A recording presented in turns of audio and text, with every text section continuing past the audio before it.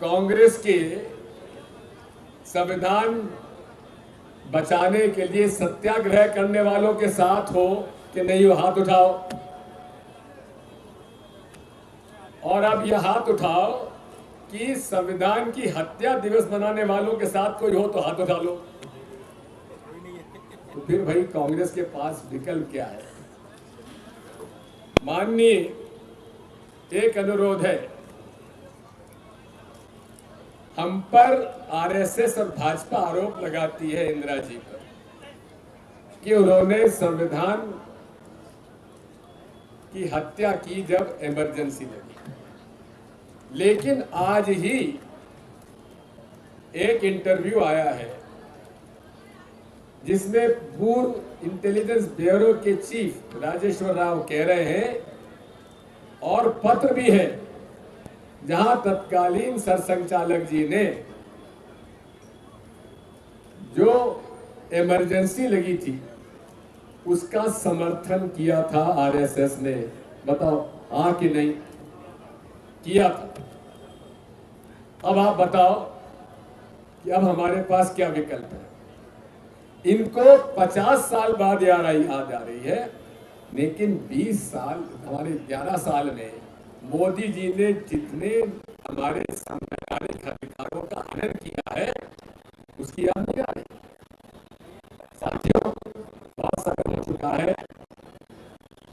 आज फूल सिंह बरैया जी, आपको बहुत बहुत बहुत धन्यवाद। और हम तो माननीय महासचिव से अनुरोध करेंगे, और हमारे कार्यकर्ता ने मेरे कान में आके कहा कि साहब फूल सिंह बरैया जी को आप पूरे प्रदेश में घुमाइए। भाई मैं समर्थन आपका भाषण बरैया जी, हम दिल से आपको बधाई देते हैं। बहुत बहुत धन्यवाद। इससे ज्यादा मुझे कुछ नहीं कहना। आप सबको बहुत बहुत धन्यवाद। हमारे प्रदेश कांग्रेस कमेटी के अध्यक्ष जी को धन्यवाद। और हमने एक पर्चा छपाया है कि आखिर संविधान क्या है, संविधान के अनुच्छेद क्या है। वो माननीय अध्यक्ष जी ने बंटवारा है, बढ़ जाएगा। लेकिन आपको समझना है कि भारतीय संविधान केवल अनुसूचित जाति जनजाति का नहीं है, ये गरीब के लिए भी है। क्योंकि भारतीय संविधान में कहा है कि अमीर और गरीब के बीच में खाई नहीं होना चाहिए, समरसता का माहौल होना चाहिए। क्या आज पूरे देश में अमीर और गरीब के बीच की खाई बढ़ रही कि नहीं बढ़ रही है? एक तरफ वो लोग हैं जिनके 16.5 लाख करोड़ कर्जा माफ होता है, और एक तरफ बाकी वो लोग हैं जिनका 1 पैसा भी कर्जा माफ नहीं होता। तो साथियों, ये सारी बातें संविधान में आपको देखना है।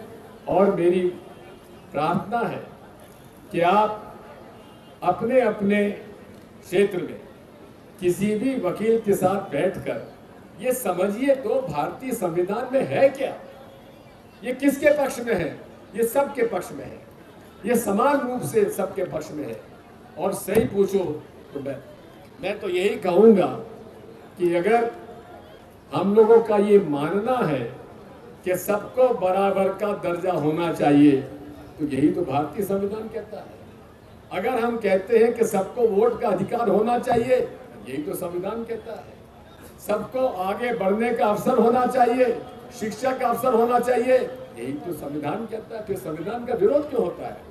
मुझे इस बात पर कोई आश्चर्य नहीं है कि बाबा साहब अम्बेडकर की मूर्ति का प्रकरण जो आज पूरे प्रदेश नहीं देश में आंदोलित हो रहा है, उसके बारे में भाजपा मौन है, चुप्पी है।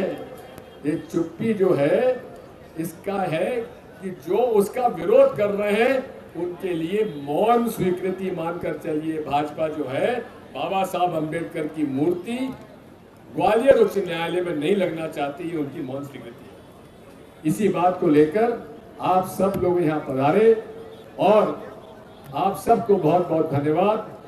बोलो जय बापू, जय भीम, जय संविधान, भारत माता की। धन्यवाद।